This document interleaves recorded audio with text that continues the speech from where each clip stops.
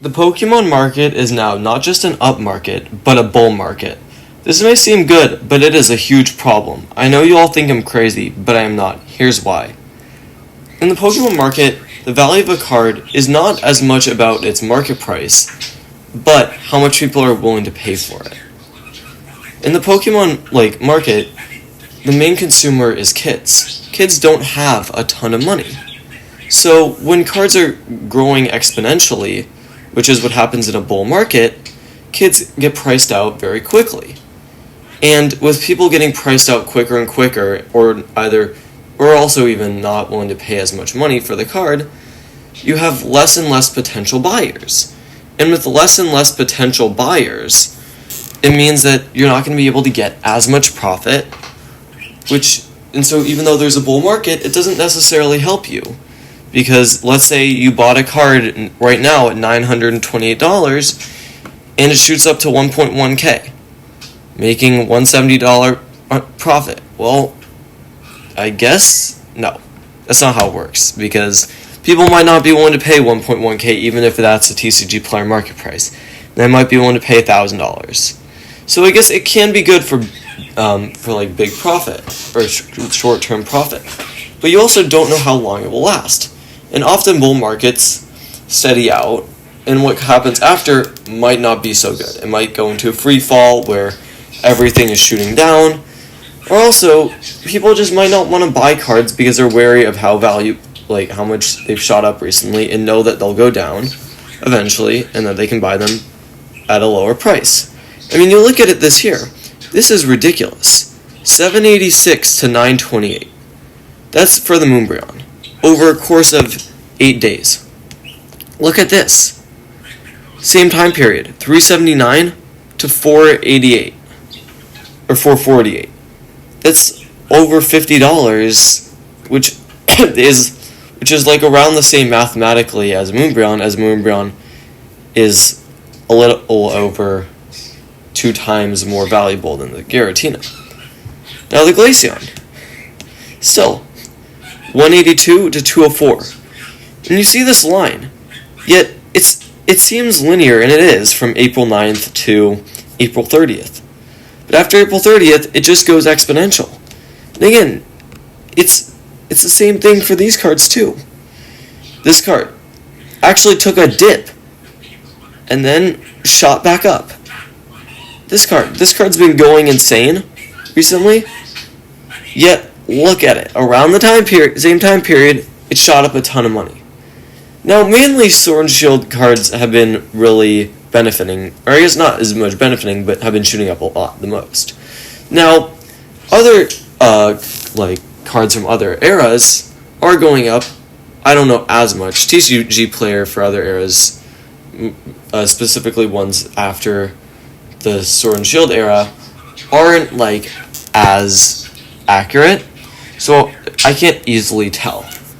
But what even Sword and Shield card shooting up does is it creates this sense of fear that some of these other cards in the X and Y era, let's say, or the Black and White era, that haven't even been going up that much, are going up a ton, or even will, and so maybe you should hold on that. And mainly what this creates is fear, which is a strong force and something that you absolutely do not want in a market. Now, why was this caused exactly? And this one, when I went over what could have happened in my video called My Ideology, which you guys should definitely check out, people were commenting saying that I was wrong, but when I essentially said that when kids over spring break, they're let out of school, so they're given more money to go shopping, because it's a fun thing to do. That's real, we all like shopping. And so even if kids are given $20 from their parents, yes, people were pointing out in the comments, and they're right, that kids aren't going to have $1,000 to spend on Evolving Skies or something like that. But take Pokemon's consumer base. It is 1.3 or 1.5 million. Probably, that's not an exact number, don't quote me on that. But even take 2,500 of those, which were kids. Because kids are the main consumers. Now, kids don't have a ton of money. But let's say kids were 250,000 kids over the course of the month for spring break. were given $20 to spend at a Target or spend, and they spent it on Pokemon cards. Okay, $20 was given to each of these 250,000 kids. That equates to $5 million flowing into the Pokemon market at one given time or 1 month. This can easily cause a bull market, as there is a sudden influx of money or cash in a market. And this happens with any market, really. When people just start spending tons and tons of money in a very short period of time, everything starts shooting up. And again, with kids, they don't exactly have as much money. So cards like even the Moonbryon are really investor cards. People who are investors, but but they're also investors are careful and they want to try to make money, and maybe they understand that yes, they could try to make a quick profit on this card, but again, as this card goes up and buyers are being placed out, it's going to be a lot harder to sell. And also kids, as it said, with less money, when cards become more expensive, kids are less inclined to want to buy these now super expensive cards, and maybe they want to buy packs, not cards, which limits the amount of people spending money on cards and the amount of money flowing to individual cards. Now, of course, at a Target, packs don't really go up that much. They're just at a standard retail price, which does go up for inflation, but aside from that, not much. And so while kids might not have as much money, collectively $5 million is a ton and can send these cards in free fall. And as cards are constantly pricing out more and more consumers, people are spending less and less money.